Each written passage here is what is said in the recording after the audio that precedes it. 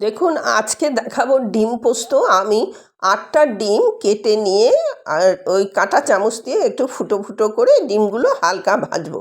এইটা একটু হালকা ভেজে নেব। আপনি ভাজতেও পারেন, নাও ভাজতে পারেন, অ্যাজ ইউ লাইক, আপনার উপর ডিপেন্ড করছে। বাই দ্য ওয়ে, আমি নূপুর, আপনারা দেখছেন smile with Nupur and Tania. Please একটু সাবস্ক্রাইব করে দেবেন, বেল আইকনটা টিপতে ভুলবেন না, লাইক শেয়ার করে দেবেন। তাহলে নিত্য নতুন রেসিপি আপনাদের কাছে যথাসময়ে আপলোড করলে নোটিফিকেশানটা পৌঁছে যাবে। একটু নুন আর হলুদ দিয়ে আমি এটাকে একটু হালকা ভেজে নিলাম, আপনারা নাও ভাজতে পারেন।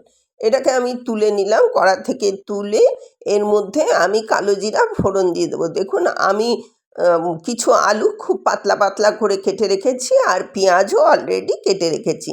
এই কালো জিরা দেওয়ার পরে আপনি পেঁয়াজটাকে তুলে দেবেন। পেঁয়াজটাকে ভালো করে, খুব যে একদম কড়া করে ভাজতে হবে এমন নয়, মোটামুটি একটা ভাজা হলে তারপরে আমি পোস্তটা বেটে রেখেছি, ওই পোস্তটা এর মধ্যে তুলে দেবো। আর কিছু আপনার এর মধ্যে বিশেষ কিছু লাগে না, মানে পোস্তর স্বাদেই স্বাদ হয়ে যায়। এবার আলুগুলো যে পাতলা পাতলা করে দেখুন এরকম লম্বা লম্বা করে কেটে রেখেছি, এইটা আপনার এর মধ্যে দিয়ে এবার এর মধ্যে একটু হলুদ, নুন আর আপনার লঙ্কার গুঁড়ো দিয়ে দেবো। দিয়ে এটাকে আবার কষতে শুরু করব।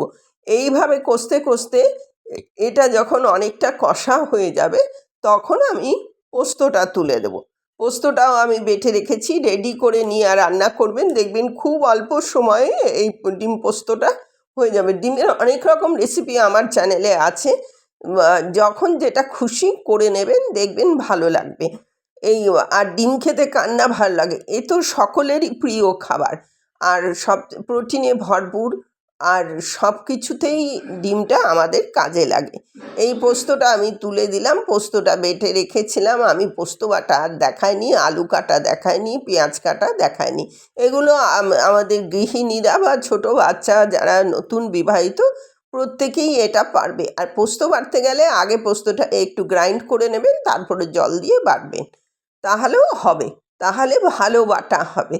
আর একটু নুন দিয়ে দেবেন, তাহলে ভালো বাটা হবে। এবার পোস্ত বেশি ভাজার খুব একটা যে প্রয়োজন আছে তা কিন্তু নয়, মোটামুটি একটা ভাজা হলেই হবে। এবার জলটা আপনি আপনার মতন দেবেন, আপনি কতটা ঝোল রাখবেন আর কতটা রাখবেন না। ইন বিটুইন দ্য পিরিয়ড আমি ডিমগুলো তুলে দিলাম, কিন্তু আমার একটু ক্যামেরাটা অফ হয়ে গিয়েছিলো নামাবার আগে। কিন্তু এটা একদম মাস্ট ইনগ্রিডিয়েন্টস, যেটা হচ্ছে সর্ষের তেল দেবেন। একটু সর্ষের তেল দিলে এটা খেতে ভালো লাগে। যাই হোক, আমার এটা রেডি টু সার্ভ।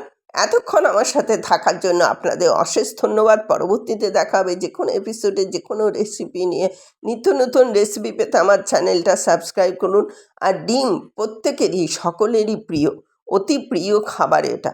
আজ তাহলে আসছি, পরবর্তীতে দেখা হচ্ছে আবার যে কোনো এপিসোডে যে কোনো রেসিপি।